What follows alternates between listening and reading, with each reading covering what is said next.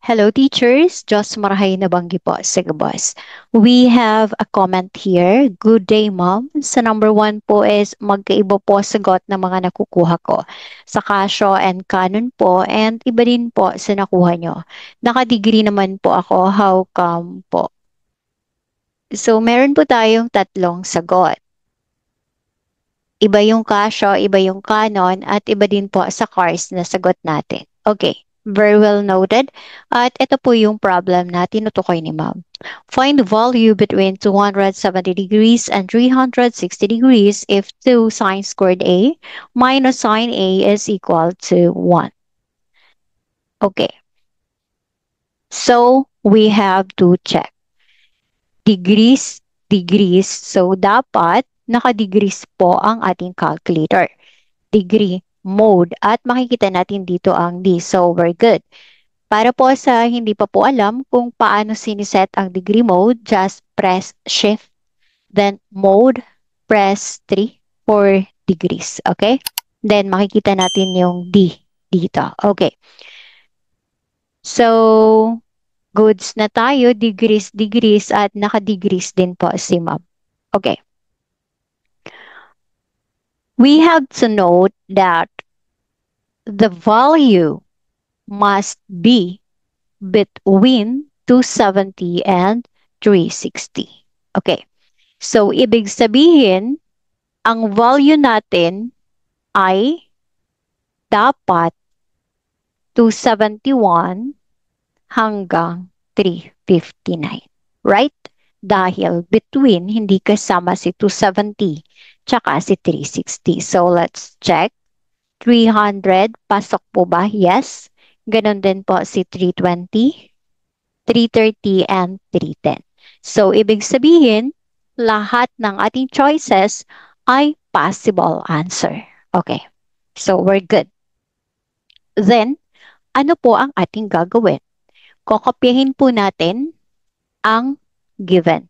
We have to sine, then A, ayan, then squared.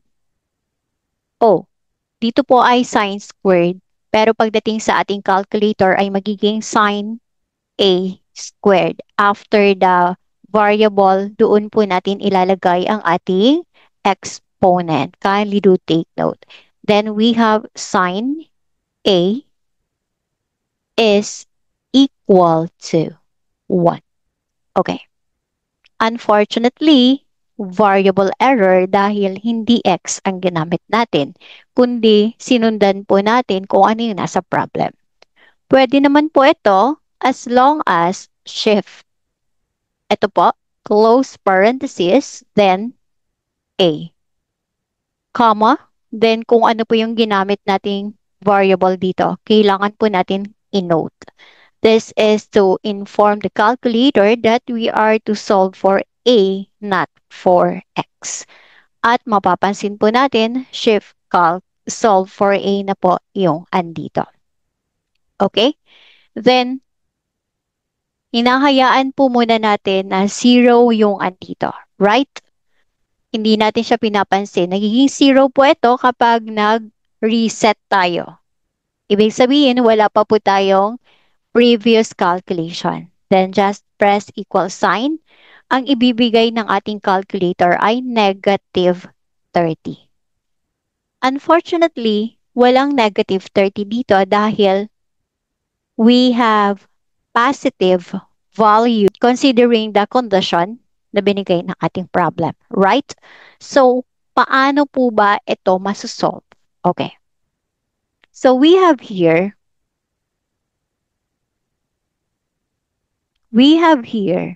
this one.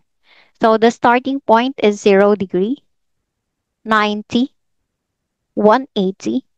We have 270. And kapag nakompleto na po natin ang isang ikot, babalik tayo sa starting point and we will have 360 degrees, right? And we have to take note na kapag ang ating direction is counterclockwise, we have positive. 90, 180. Okay? Positive angle. How about kapag clockwise? We have negative. Dito na po papasok yung ating negative 30. Okay? Balikan natin ang ating calculator. We have negative 30. Right? Ayan. So the answer is negative 30. So how are we going to plot this negative 30? It will be like this one. Since we have negative for clockwise, so we measure negative 30 at ito po yung ating angle. Again, we are considering the positive value. Therefore, ang ating kino-consider ay ito po. Ito pong angle na ito. Kasi 'di ba po, positive here. So, ito po yung ating kino-consider. So, paano po natin ito makukuha? We have the full revolution or 1 revolution equivalent to 360. Less lang po natin yung 30. So, we will have 360 minus 30. We have 330. Right? Okay. So, we will now have 330. So, we will now have 330 here. There. So, the answer is 330, which is letter C. So, paano po yung sinasabi ni ma'am na magkakaiba yung sagot? Okay. Hanapin po natin dahil unfortunately, hindi na po nag-comment si ma'am. Inaantay ko po sanang mag-comment, pero exam na po next Sunday. So, we have to discuss it today. Okay. So, meron pa po tayong kulang na dalawa. Yung dalawa na lang po yung hanapin natin. Okay. The initial guess na kinamit po natin kanina ay 0, right? So, for this one, for 330 or negative 30, the initial guess is 0. Okay? Tatandaan natin, initial guess is 0. Alin po yun? Ano po yung initial guess na sinasabi? Di ba po, hinayaan lang natin siya? Yung 0 natin dito kanina, initial guess po yung tawag natin doon. Okay. So, ibig sabihin po pala, nakadepende sa initial guess. So, let's try.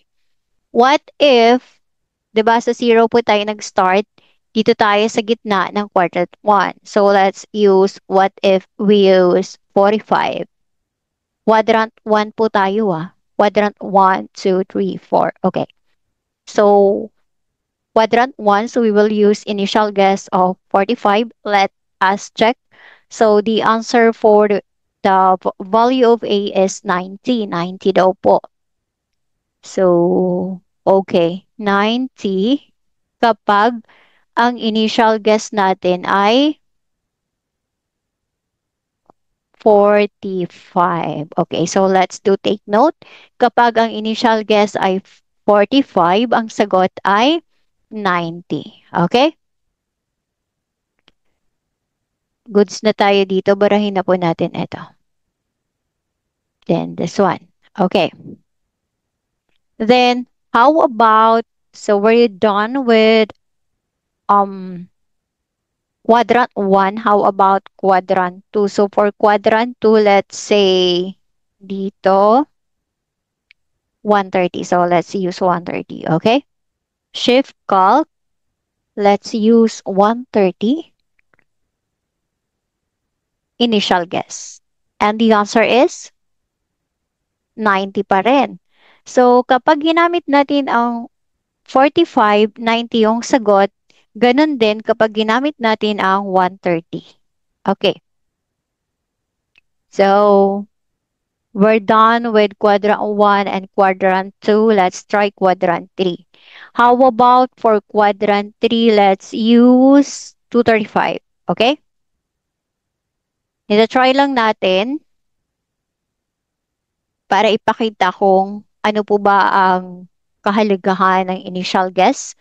So 235 for our initial guess and the answer is 210. 210, 180 plus 30. So mag-add lang tayo ng 30 para magkaroon tayo ng 210. Okay? So plus 30, we have 30 here. Therefore, we have 210 kapag ang initial guess natin ay 235. Okay? Kapag 235. Then, we're done with quadrant 3. Let's go to quadrant 4. For quadrant 4, we will consider our choices. Kunin po natin yung gitna neto. So, from 300 to 330, ang gitna niya po ay 315. So, ito po yung gagamitin natin as initial guess for quadrant 4. Okay? So, shift calc 315. And the answer is 330. Okay. So, initial guess na 315, ang sagot ay 330. Initial guess na 0, ang sagot ay 300. Okay. So, ito na po. So, this is 45. Let's say, ayan po ay 45. Hindi na siya kasi ito yung 30. Ito yung 45. So, hayaan na lang po. 130, 150. So, ayan. Sabihin natin ganyan. Ayan. Ibig sabihin po, itong initial guess na kino-consider natin, gamitan natin ng ibang kulay. Sige, orange. So, si initial guess na 0, ang binigay ay negative 30. Si initial guess na 45, ang binigay na sagot ni calculator ay 90. Ganon din kay 130. Kay 235 na initial guess, ang binigay niya ay 210. At kapag ang initial guess ay 315, ang ibibigay ni calculator ay 330. Therefore, ito po palang si initial guess ay nagsisilbing guide kay calculator para ang ibigay sa ating sagot ay yung malapit sa binigay nating initial guess. Right? Dahil, ayun, base po dito sa ating nakuha, ganun po ang nangyayari. Therefore, si initial guess ang magiging guide natin para sa pagbibigay ni calculator ng correct answer. Especially kapag we have a specific condition just like this, para ang ibibigay niya mismo ay yung sagot na malapit, we will input the initial guess. So, ano nga po ulit yung initial guess? Ito po ang initial guess na tinutukoy natin. Ito po yun. Ito po yung ating tinatawag na initial guess. Ayan, dyan siya papasok. Bakit naman po ginamit natin ay 315? Pwede namang isa sa mga ito. Yes po, tama naman. Pwede naman isa sa mga ito. Pero pinapakita lang po natin na mas safe na gamitin natin ay yung gitna. Lalo kapag magkakalayo po yung binigay na choices. Kasi may mga instances po na ganun, 'di ba? Then, dito, bakit ang daming sagot ni calculator? Ang tamang sagot naman pala ay 330. This is because itong mga value na 90, this one 90, 210, and 330, sila po yung value ni A na makakapag-satisfy sa equation na ito. Unfortunately, hindi pwede si 90 tsaka si 210 dahil hindi po sila pasok sa ating given condition na dapat 271 to 359 yung value ni A. Right? So, ganyan po. I-remind ko lang, ibig sabihin kapag nag-shift calc po tayo, si calculator po yung bahalang mag-solve ng ating missing variable. Kapag merong given condition, we can use initial guess para mas mag-guide natin regarding the condition given. Or okay lang naman kahit walang condition given, pwede naman tayong gumamit ng value na nasa options.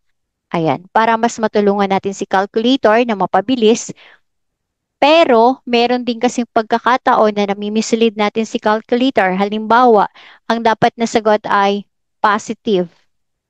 Tapos, nag-input tayo ng negative na initial guess. E di na-mislead natin siya, mas natagalan siyang mag-compute. So, ganun na lang. Kapag we have positive and negative choices, kunin na lang natin yung gitna. So, dalawang trial, gitna ng positive, gitna ng negative, then that's all. Okay? By the way, the correct answer is letter C, 330 degrees. So this is all for tonight. Thank you for watching. Kindly share so we can help more self-review math majors. Malapit na po ang ating exam, pero marami pa po tayong maaaral in a span of 6 days. If you feel tired, pwedeng magpahinga. Kapag inaantok, pwedeng matulog. At kapag nagugutom, pwedeng kumain. So, I wish you all the best and praying for all of you. Claiming LPT 2024, God bless your exam teachers.